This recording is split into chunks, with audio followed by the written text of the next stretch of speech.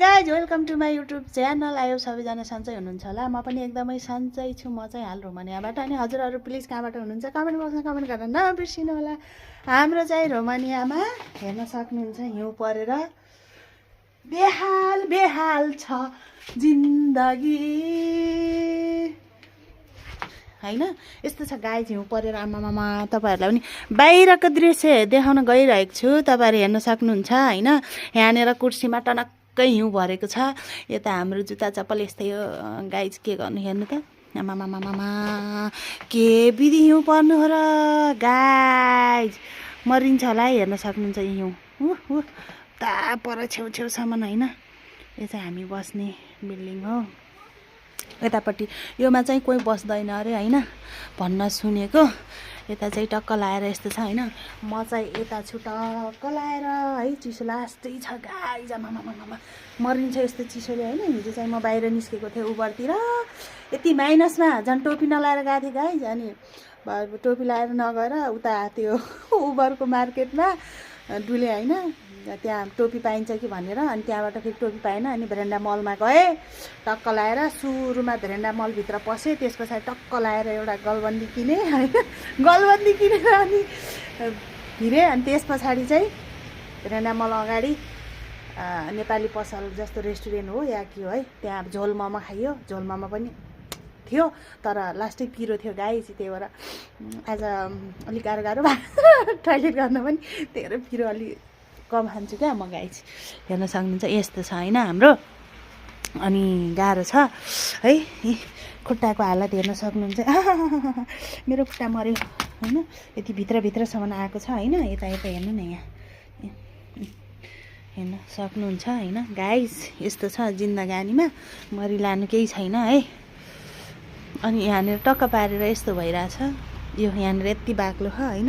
यो गाडीमा त हेर्नु न कति थुप्रेको छ होइन। गाडीहरू पनि चिप्लिरहेको छ। अनि कसरी हिँड्छ होला हौ मान्छे। त्यही त एक्सिडेन्ट पर्छ होइन। टक्क लाएर कम चिप्लिन्छ त नि।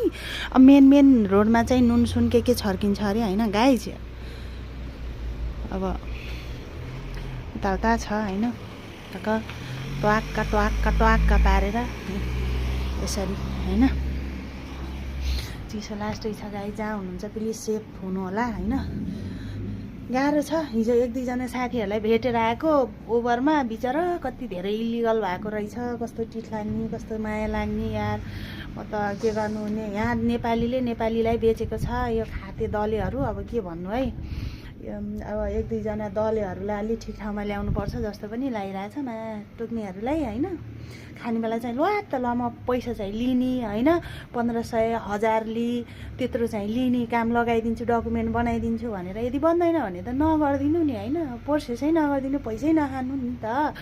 त्यो हो क्या मेरो चाहिँ भन्ने कुरा चाहिँ। तर यस्तै छ गाह्रो छ रोमानियामा। यदि कोही रोमानियामा काम चेन्ज गर्दै हुनुहुन्छ भने प्लिज दलेहरूदेखि बच्नु होला। एउटा अब कोही विश्वासिलो भरपर्दोसँग चाहिँ काम चेन्ज गर्दा चाहिँ राम्रो हुन्छ। अहिले चाहिँ हामीहरू चाहिँ फसिरहेको छ। फस्न त हामीहरू फसिरहेको छ भन्नाले पनि अब कस्तो छ भने चाहिँ हाम्रो चाहिँ एप्लाई भइसकेको छ होइन। वर्क पर्मिट पनि आइसकेको छ तर अब काममा लगाएको छैन। हामी अब हेर्नु अब बसिरहेको छौँ होइन। ल 1 महिना जति काम गऱ्यो फेरि अनि बसाइदियो कि अब अर्को हप्ता भन्छ होइन। कामै छैन। अनि झ्याउ हुन्छ नि त मान्छेलाई होइन। हामी पनि बालबच्चा पालौँला केही गरौँला पढाइ लेखाइ अहिलेको जमाना कस्तो छ होइन।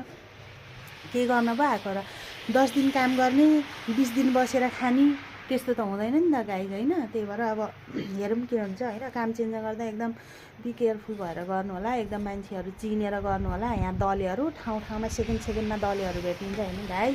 त्यही भएर हिजो उबरमा मैले भेटेको थिएँ कि 3-4 जना साथीहरू पुरै इलिगल नै भएको कि टिआरसी पनि नै होइन।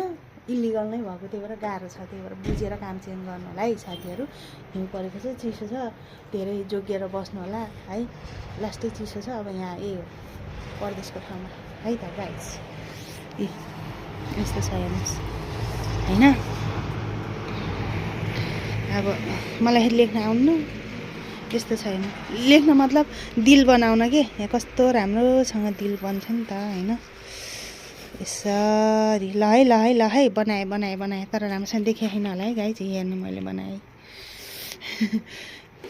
त्यही भएर जहाँ हुनुहुन्छ जता हुनुहुन्छ सेफली बस्नु होला है। चिसो लास्टै छ। है त गाइज प्लिज मेरो भिडियोलाई लाइक कमेन्ट सेयर सब्सक्राइब चाहिँ गर्न नबिर्सिनु होला है। ओके बाई बाई नेक्स्ट भ्लगमा फेरि ल।